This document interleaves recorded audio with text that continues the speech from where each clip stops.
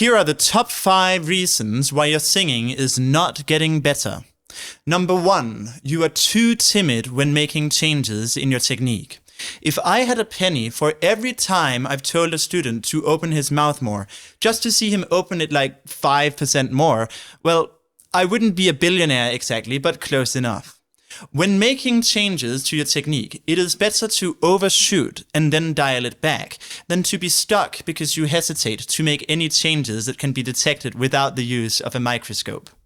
Be extreme. I use this word very deliberately. When teaching lessons, I have my students do both a very broad country twang like this and a very dark caveman-sounding voice like this, because vocal progress is all about exploring the extremes of your voice. This brings us to the next point. Reason number 2, you are being held back by your stylistic ideals. Oftentimes, the reason people are reluctant to explore the extremes of their voice is that they think it is not part of their style.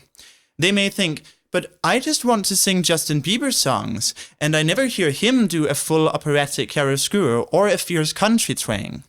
But vocal skills do not exist in a vacuum. If you are feeling stuck, by far the easiest way to begin making rapid progress again is to explore a completely different style that you have never touched before. In fact, if you are even so much as limiting yourself to some one particular genre, then you are missing out on some serious progress you could make otherwise. In the RCM piano syllabus, students are required to study both Baroque, classical, and Impressionist music, and it would be odd, to say the least, to find a piano student who says, "I refuse to play jazz." Like with piano, vocal skills do not exist in a vacuum, which is why I teach all my students to sing both loudly and softly, both brightly and dramatically. Reason number 3, you keep doing the same things and expecting a different result. Confining yourself to a single style is not the only way to keep yourself running in circles. Singing is not like practicing scales on the piano, where you get a metronome and you just play the scales at gradually increasing speeds, being mindful of not tensing up too much. There is much more to singing than that. Actually, there's also much more to piano than that, but we'll leave that discussion for the piano teachers. The point is, if you are feeling stuck, you need to figure out what it is you're doing that's not working and do something different. And if you can't figure it out, you can try just exploring a totally new genre or style and see if that unlocks any new insights. It usually will. Reason number 4, you are neglecting the fundamentals. There are certain aspects of vocal technique that are not specific to any one particular vocal coordination. For example, there is legato, the art of connecting your notes into a smooth, uninterrupted phrase, so that you don't have to re-establish the coordination you're using after every single note, but can maintain it steadily across the whole passage. There is a matter of confident onsets, delivered with a graceful nonchalance that keeps your movements loose and prevents you from tensing up. There is a matter of basic tonal clarity, which stems from vocal fold closure and a touch of twang. Without essentials like these, your technique will be a bit of a mess. You may be able to make some progress even while neglecting the fundamentals, but you will pick up technical defects and compensatory tensions along the way.